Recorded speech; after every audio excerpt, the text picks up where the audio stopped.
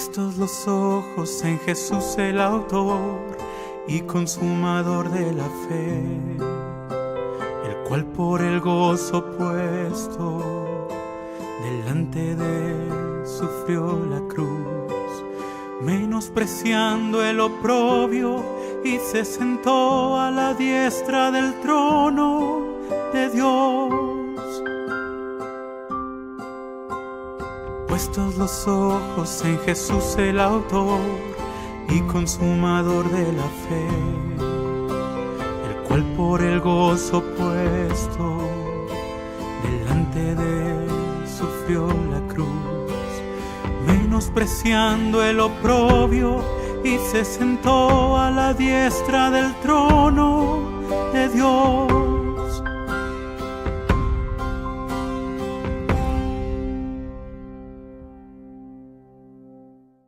Bienvenidos a la lección número 11 de la Epístola a los Hebreos. En esta ocasión veremos a Cristo como el autor y el consumador de la fe.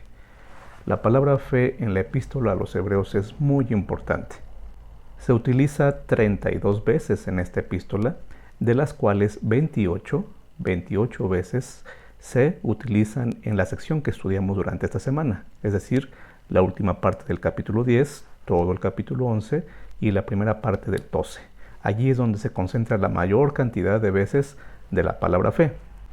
Y esto no es casualidad. El mensaje, la exhortación que Pablo está haciendo a sus lectores puede resumirse, de hecho, con lo que menciona Hebreos 10:38. Mas el justo vivirá por fe, y si retrocediere, no agradará mi alma. Lo que está en juego entonces es seguir avanzando, viviendo por la fe, y no rehuir al enfrentamiento que implica esto, al conflicto contra el mal que significa esto. Aquel que retrocede y no agrada el alma del Señor es aquel que rehuye seguir avanzando en la fe y con la ayuda de Dios en lo que es la vida cristiana. Abandonar la carrera, ilustración que usará el apóstol Pablo más adelante, no es una opción para aquel que realmente espera que Jesús venga. Un poquito y el Señor vendrá, dice Hebreos 10:37. Abandonar la carrera entonces no vale la pena, no tiene sentido para aquellos que sabemos que por la fe debemos seguir avanzando. Y obviamente esto no es fácil. Por eso es que Pablo también añade una lista muy conocida que aparece en el capítulo 11 de la epístola. Y es allí donde la palabra fe será continua y repetidamente usada. Por la fe, y empieza a mencionar varios personajes. Por la fe Abraham, por la fe Noé, por la fe Moisés. Y obviamente cada uno de estos personajes hicieron cosas buenas, pero no todo lo que hicieron o está registrado de ellos fueron cosas buenas, no solamente fueron victorias, también cometieron errores. ¿Imaginas el caso de Sansón? ¿Puedes imaginar algún error de Jefté? Pues ellos están mencionados allí, no por su perfección, sino porque avanzaron por fe. Y obviamente es importante entender mejor qué significa la expresión por la fe. Repetida 18 veces en Hebreos 11, por la fe, es interesante que el apóstol Pablo no pone una preposición, una palabra que normalmente él utiliza antes de la palabra fe, no lo utiliza aquí, simplemente pone la palabra fe, que podría significar de esa forma, en fe, con fe o por fe. Es que la fe es un ámbito en donde se vive, la fe es una esfera en donde el cristiano se desenvuelve, en la fe, pero también es un instrumento, por la fe, pero también entonces ese instrumento puede traducirse con la fe. Mientras avanzamos por fe, en la fe y con fe, estamos yendo entonces hacia el destino que Dios espera que lleguemos. Y por eso mismo necesitamos seguir avanzando. Y Hebreos 12 nos mencionará que esto es como una carrera.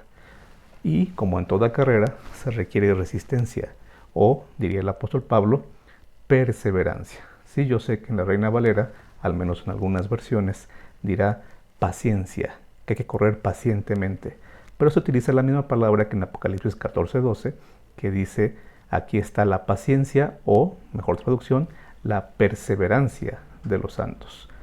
Nuevamente esa característica, aquellos que perseveran mientras esperan, pero no esperan ociosamente, esperan corriendo, esperan avanzando, esperan moviéndose dentro del ámbito de la fe y con la fe a fin de alcanzar el objetivo. ¿Sí? Una opción es retirarse, una opción es rehuir, llegar a la meta, abandonar la carrera, pero no sería el caso para aquellos que tienen sus ojos puestos en Jesús.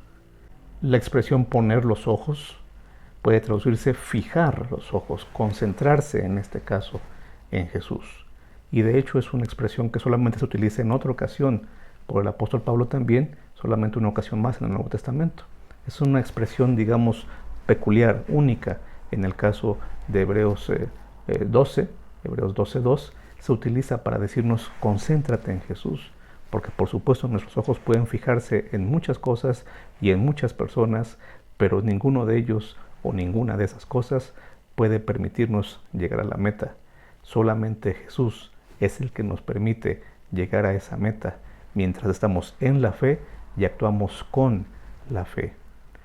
El que corre y no abandona la carrera debe concentrarse, fijar sus ojos todos los días en Jesús. ¿Por qué?